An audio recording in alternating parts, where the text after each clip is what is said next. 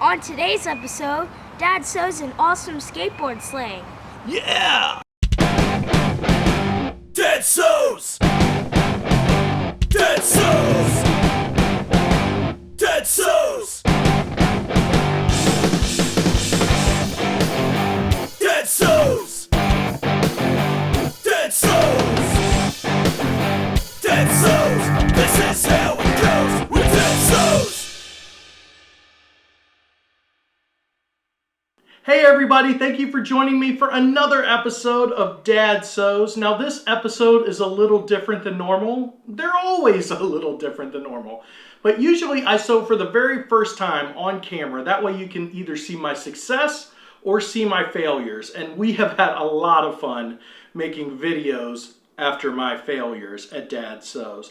But this time I was coming up with a completely new project. I had to draft a pattern that was based on my son's skateboard, and it'll be different for everybody. And I didn't think you really wanted to see a 30 to 50 minute video of me doing that process, figuring out what was right, what was wrong, how to do something so that when I presented you with the pattern, it would be correct. So I cheated today and I went ahead and cut out the pattern, and I also sewed a mock copy up. Now I will tell you this, my mock copy did not look good. It was not right. It didn't have enough proper seam allowance. So what you're seeing me sew right now is in fact the first time I'm sewing this, because the mock-up really, it just had a lot of screw-ups and errors in it. This may too. I might still have a fail video, but hopefully when we're done, I have a successful skateboard sling that I have made for my son and his new skateboard. All right, now you can check out the pattern at dadsews.com/skateboard sling pattern.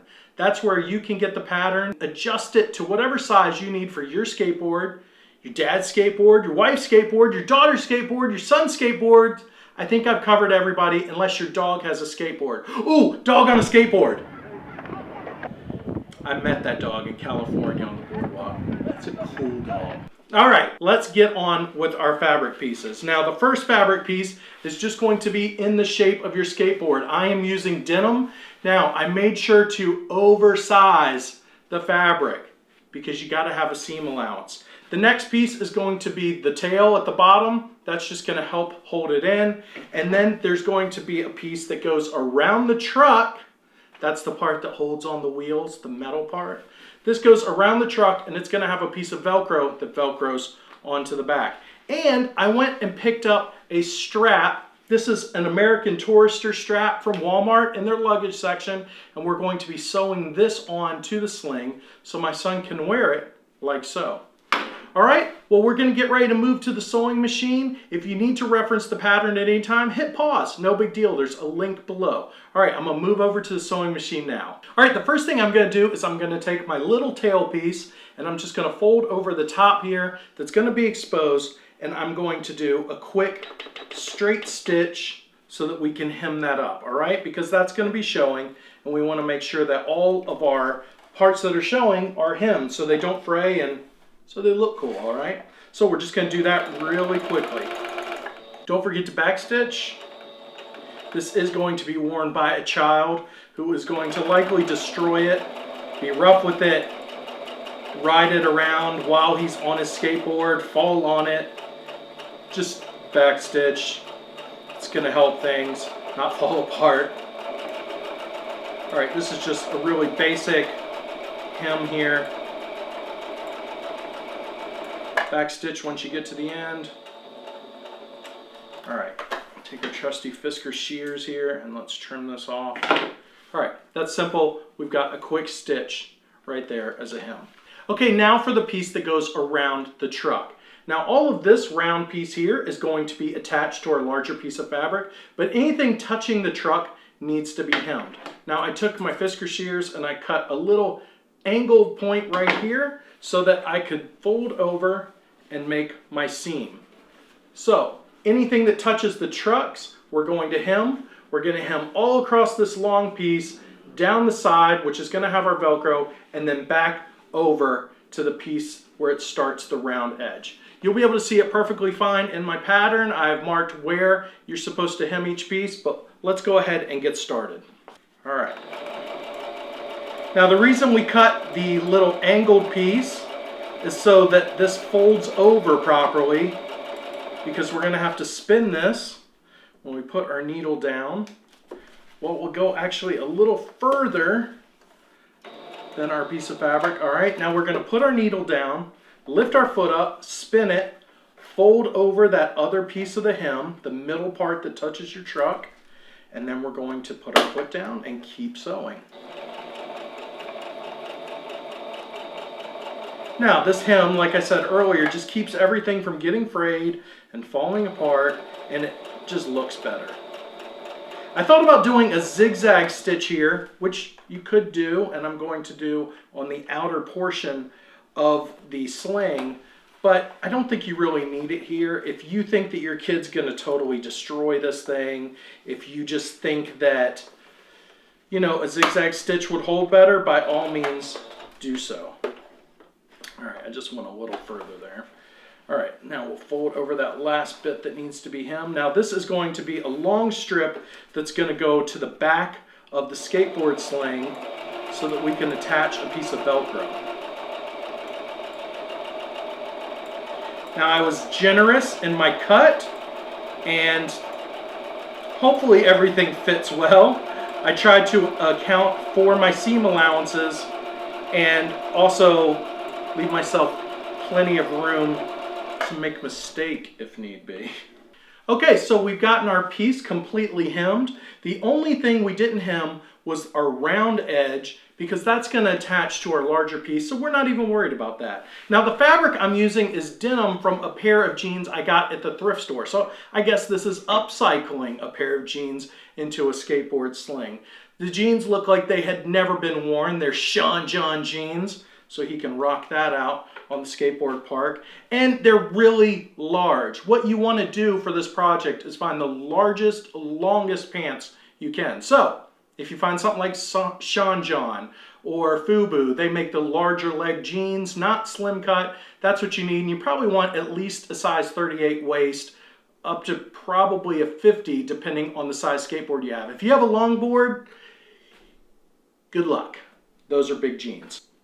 Okay, we're almost ready to sew our large piece. Now if we put our tail on right sides together, you'll see the hem we did there, but then when you hold it up, you'll notice this is exposed fabric, and this is going to show on the other side of the board. So I'm going to hem from here to where my top round piece starts, just a small hem, and I'm going to do that to keep those sides from fraying. Okay, now to make the seam very neat, small, and tidy, I'm using my new rolled hem foot. Now I'm going to put a link below where you can watch a video on how to use a rolled hem foot. It's very simple. You just put your fabric underneath the foot, pop it over the roller, and help feed it along. It does the rest for you. Okay, we're going to go ahead and start assembling our project. Take your small tail piece. We're going to put them right sides together. Now remember, you have to account for where you started your hem. So I'm going to go ahead and flip them over this way so I can see that extra fabric hanging over, to make sure that I leave plenty of clearance, because I'm going to be doing my zigzag stitch and I want to make sure it doesn't miss the fabric. Don't forget to back stitch this as well. You want to make sure it's nice and strong. Now my son just got a new skateboard for his birthday. He's super excited because it's a real skateboard. It's not a Walmart skateboard, which is what he had before. Not to knock Walmart skateboards, but if you've ever seen somebody skate with a Walmart skateboard and then seen them use a brand new skateboard, then you know the difference.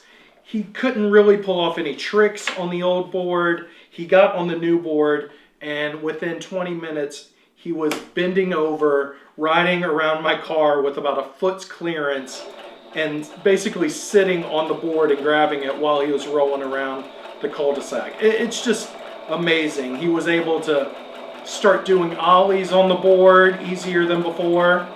And of course, my youngest son, Ollie, was confused about why he kept saying he was doing things on the board that were named after him. He's already got a big enough head, but it's swelled even more now. He thinks there's skateboard tricks named after him. So all he wants is a board so that he can be like his big brother. Well, unfortunately for him, he got the pass-me-down Walmart board. He's 2.5. He'll be fine, people. All right, we've got this piece put together. Went ahead and backstitch there. Where's my shears? There we go. All right, now we're going to just trim off this excess fabric that we have here. I'm going to do that really quick, and then we'll move on to the top piece, which is a little more complicated. Okay, now we're going to attach the piece that goes around our truck and kind of locks in the skateboard. We're going to sew our curved piece all around the top, okay, all the way around here to our corner, and stop. All right, now don't forget to mind your seam allowance. Remember where that was. Keep an eye on it. Don't want to waste fabric, but you also don't want to be missing the fabric when you're sewing over it. I used some Wonder Clips to hold mine together. If you want to know how to get some Wonder Clips, check in the video information below, and I will have you a link to Wonder Clips. They are awesome, and they are way more expensive at the store than on Amazon. All right, if you can find the same thing online as in the store, and get Prime shipping to your door, I say do it. Okay, now here's the luggage strap we got from Walmart. Now I've already adjusted it to my son's proper chest height and width. I'm not gonna leave it adjustable because it's just a little bulky and gonna get in the way. If I ever need to adjust it, I guess I can do that, pop a seam, do whatever I need to do. But honestly, he's probably gonna move on to a different board by the time he outgrows this. So I'm just cutting it. I'm taking off that little adjustment piece, and then I'm gonna tack this together. Okay, now where you put this on your sling is up to you, your height, your son's height, whoever you're making this for, and where you want that sling to be. I would just pin it in place and see if it's comfortable for them. Now I'm going to place it right in the middle of the sling. I'm gonna go ahead and pin it in place, then unhook it, and then go ahead and sew it together. And I will show you the finished product. Okay, well, it fits. There we go. There's our skateboard cover with our strap. Now, I still haven't sewn our Velcro piece on, but I'm going to do that once I test fit it to my son, and I'm probably going to sew that piece of Velcro right on the strap to make it nice and sturdy. Here you can see my son's awesome Santa Cruz Iron Man Marvel Screaming Hand board. Super awesome. Stay tuned, and in just a second you're going to see pictures of my son wearing this and probably skating around the cul-de-sac because I'm a proud papa and I'm going to videotape my son and you're going to watch it. Thanks for always watching our videos at DadSews.com. Thank you for sharing. Last week we had a phenomenal amount of shares for the ruffled skirt, the 3-tiered ruffled skirt I made my daughter. You have to check that out. You can check it out here along with all of our other videos. Thank you for watching. Thanks for sharing. And don't forget, you can get a Sew Fail Repeat t-shirt in sizes men's and women's up to 3X. We will see you next time.